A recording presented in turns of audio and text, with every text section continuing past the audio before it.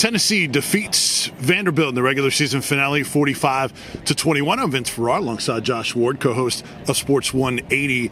Tennessee finishes the regular season 7-5, and Josh, was a little bit slower start to this game than we're used to seeing, especially for Tennessee offensively. First time all season they didn't score an offensive touchdown, but still had the lead. Yeah, predictable that happens against Vanderbilt, that's the only time Tennessee can't produce an offensive touchdown in the first quarter. It is senior day. It is a day where it's easier to come out maybe not as totally engaged. I'm not sure if that's the case. If they convert on a fourth down, then they probably do score a touchdown, or at least score offensively early in the game, but they didn't. But Tennessee controlled the game throughout, and Vanderbilt deserves credit, did some good things in the game, able to extend drives, fourth down conversions, all of those things.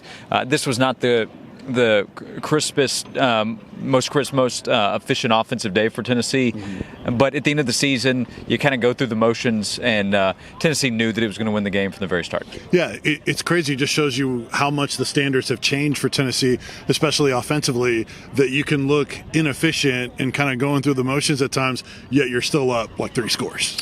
Yeah, it's just when Tennessee really needed to do something offensively or felt like it needed to, it didn't. Yeah. So and Tennessee was not at full strength on offense without Caden Mays. Offensive line was dealing with guys that were in and out of the lineup. Out too. Yeah. So that had to be a factor in what Tennessee was able to do offensively. So I don't take anything away from what Tennessee did today as it relates to this season. It was just kind of a slower game. Tennessee was bound to have one of those at some point. It was a really good season considering where things were at the start of the year, and this offense showed all year long what it was able to do. A couple of 100-yard rushers in both. Jabari Small, back-to-back, multiple touchdown games for him. Jalen Wright, the freshman, really turned it on late in the year. Obviously, no Tylen Evans as he hit the transfer portal earlier this week. What do you think about the running game for Tennessee?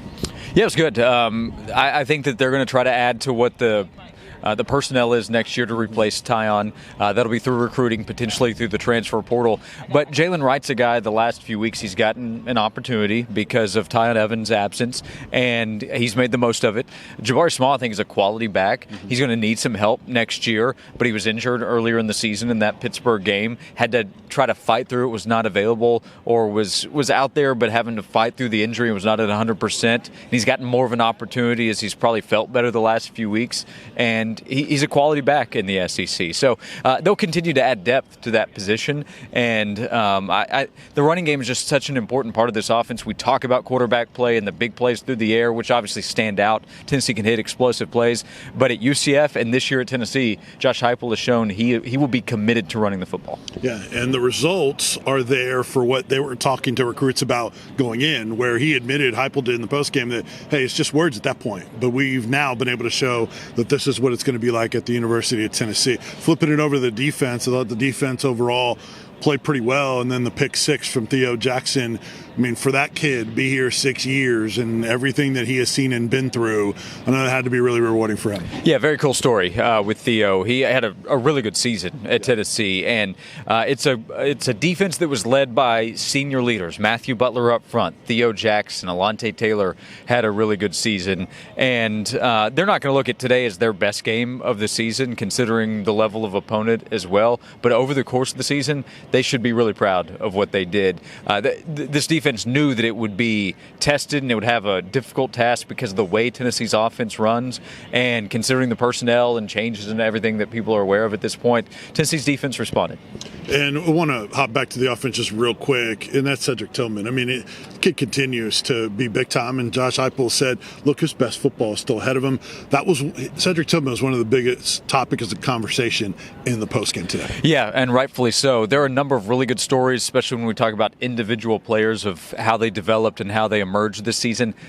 None of those stories are better than Cedric Tillman and what he was able to do. He was a low-level recruit in terms of where he was ranked, went to a big high school and still couldn't get attention. That tells you how he was viewed by schools. Tennessee took a shot, gave him an offer. He had not done much at Tennessee. He played behind really good wide receivers the last few years. But this year he finally was able to get an opportunity. He deserves all the credit for sticking with it. You know, he's the type of player that at some point would have said, you know what, I'm just going to go play somewhere else. And if he had decided to do that, would have made a lot of sense. But he decided to stay at Tennessee.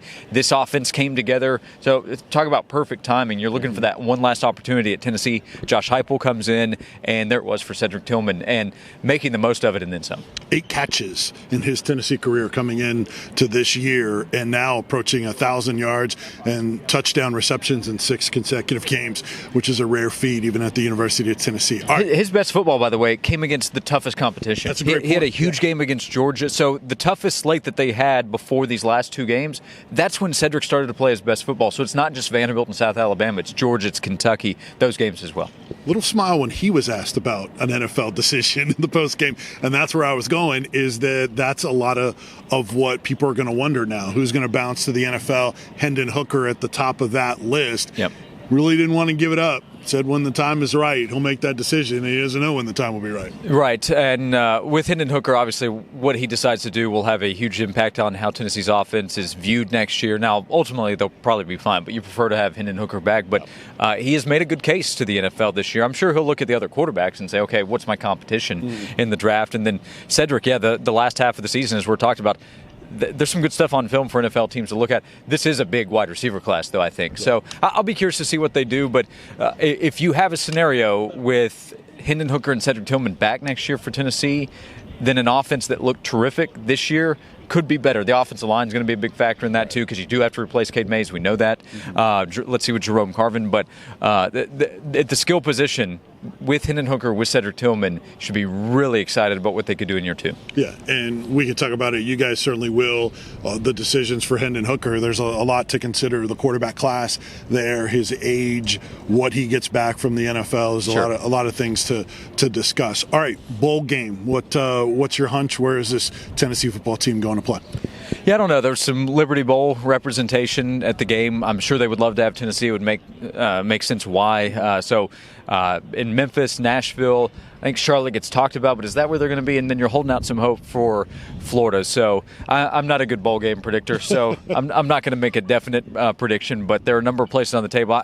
I can assure you any of these bowls, they see why Tennessee would be attractive. A solid season, 7-5, an offense that was really good, and a fan base that travels. So Tennessee is a wanted team by bowls. Yeah, and we'll do what everyone else should do, and let's just wait for Jimmy Himes to tell us what Tennessee's going to do in a bowl game, because he figures it out and has obviously all the context. Speaking of Jimmy Himes, Sunday Sports Sound Off to wrap up the season with Tim Irwin Sunday morning from 8 to 10 a.m. And then Josh and Jimmy and the entire crew all day on Monday with complete reaction to Tennessee and Vanderbilt, which wasn't really talked about a whole lot in the post game, but will be discussed. And then obviously big picture on how the season has gone, the future will go. So all that reaction on the way. Josh, appreciate it. Thanks for all your help all season. Thank you. Yep. All right. Josh Ward, co-host of Sports 180. I'm Vince Ferrara. You guys have a great night. Thanks so much for checking out all of our coverage at 991thesportsanimal.com, all our social media accounts, YouTube channel. Subscribe, tell your friends. We appreciate you, and we will talk to you at 99.1